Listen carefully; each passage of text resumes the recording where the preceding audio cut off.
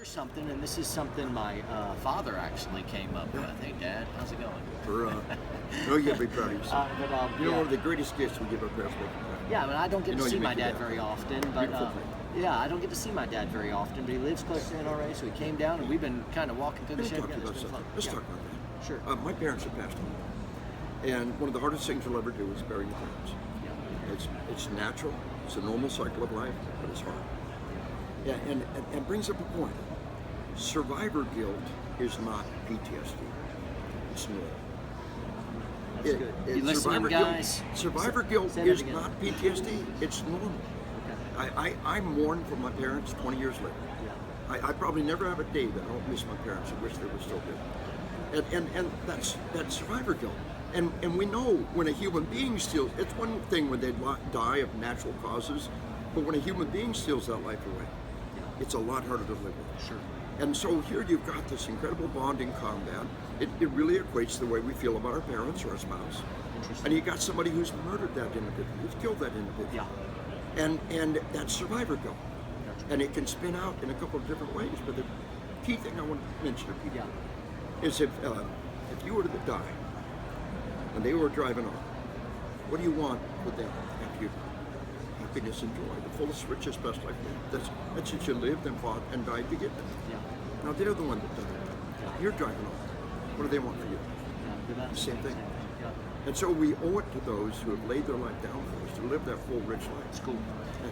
You mentioned so soldiers who are labeled PTSD and they may be struggling with that. Survivor guilt is a separate thing, should not be cataloged on the whole. Absolutely. Another thing I'd add is I think a lot of what is called PTSD is really a soldier's inability to effectively reintegrate back into society.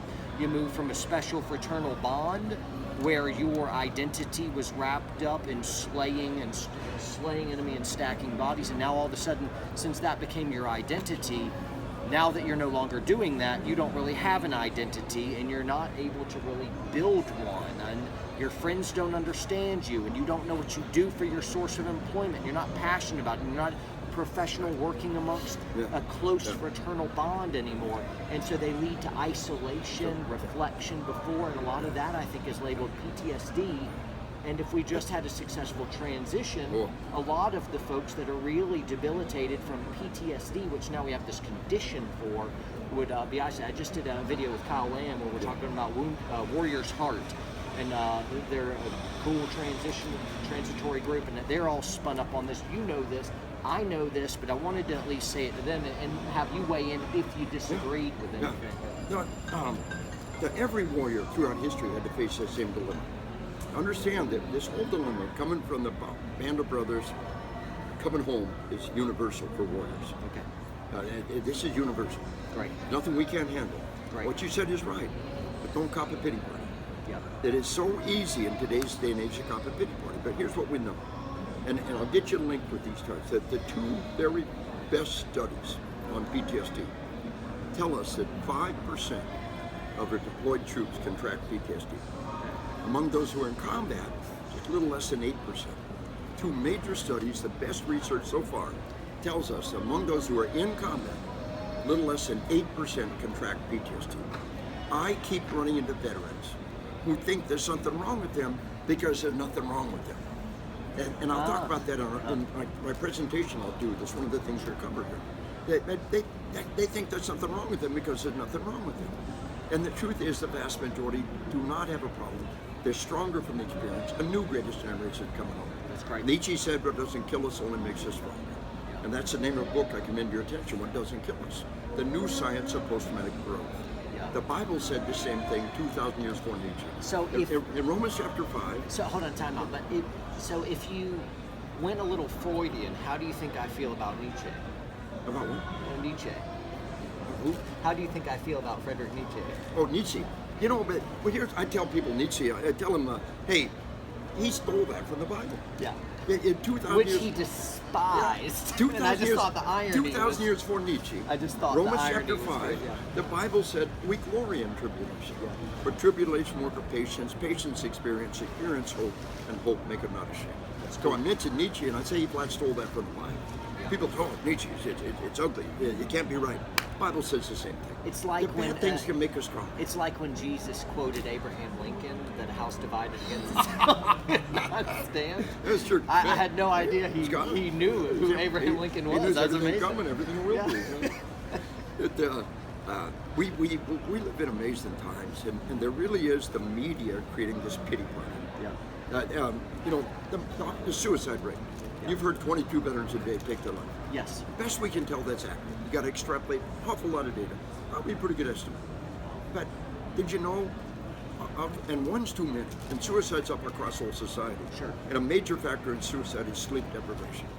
But did you know that of those 22, only 1 or 2 are from the current war? Did you know? I did not know. Google it. 22 veterans myth. It'll come right up. Of course, that's veterans of other wars. Of course, they're not all from this war. Yeah. But they don't want you to think that.